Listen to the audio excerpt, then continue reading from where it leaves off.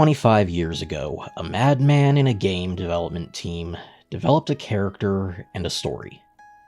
In that story, 50 years ago, the grandfather of a madman created the ultimate Lifeform. 25 years later, we hail him as one of the greatest characters in the series, and one of the most popular game characters today. So, what will he look like in another few years when he's been unfrozen and growing into a new, complete person in his time on Earth? What would Shadow the Hedgehog look like after a time skip? That's a rather difficult question, really. Shadow is a prideful and personal being. He attributes everything about himself to the people who made and raised him into the man he is, and isn't willing to cast aside any of it. But that doesn't mean he's unwilling to build on it. In this way, after the emotional developments of Shadow Generations, I believe he may start to grow beyond his past, and allow a new life to grow from it. His design will reflect this growth, keeping the core of who he is and everything he was given by Gerald and Maria, but then expanding on it. I started with his gloves, and figured his combat style and emphasis on combat would be best aided by more armored gloves, so I added armored padding to the backs of his hands. Then I took a look at the rings and decided, you know what? The movie did one thing really wonderfully with his design.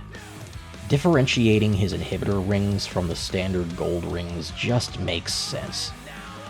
So I adopted a little from that and made clear mechanisms for them to open and close. But then it hit me that after a time skip, with how powerful Shadow is becoming, he may actually need an updated, stronger, more functional design for his inhibitor rings.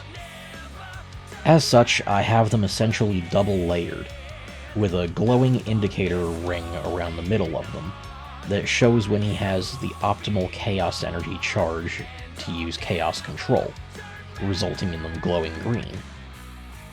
I then top that off with giving him a green scarf to match Timeskip Sonic's red one, and help emphasize his speed and flow of motion. His shoes were something I had to be careful about updating. We now know Maria helped design Shadow's air skating shoes, and as such they're surely very precious to him, and not likely to be replaced. But building upon their design to be more functional is something Shadow would likely consider. So I started with adding rubber soles and treads under them, because why the actual hell has he been running around on smooth metal this whole time? Seriously, that never made any sense to me, and this one edit fixes that pretty easily. Then I decided to divide the black and white of the main shoe with another dark strip that, as you'll see in some of the side sketches and poses, will also glow green when in action, although it's perfectly capable of glowing other colors when using chaos attacks of those particular colors. In the side sketches, I display how I see him developing in stylization and application of his powers. Shadow's abilities applied to the more anime-inspired combat stylings of Frontiers can result in some really incredible displays of power that only Shadow would be truly capable of. When using chaos control and zipping through frozen time, the green glow could trail down his scarf and leave a light trail extending behind him, mapping out his entire path of destruction, before snapping back into place as time resumes. His experience with shape-shifting with Doom powers could be applied to controlling and shaping chaos energy into a wider range of forms to attack with, creating melee weapons like swords and scythes from thin air. We've seen from both his finishing moves in Shadow Generations and in the third movie that we can expect Shadow to use a plethora of rider kicks as finishing moves as well.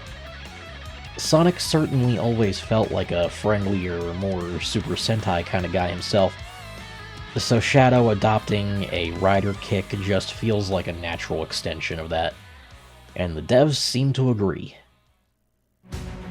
Much like my Timeskip design for Sonic, shadows had to be subtle, simple, and done with care and respect for the character's history. It may not be a shake-up design like so many have made, but it feels real, like something any fan would be able to appreciate.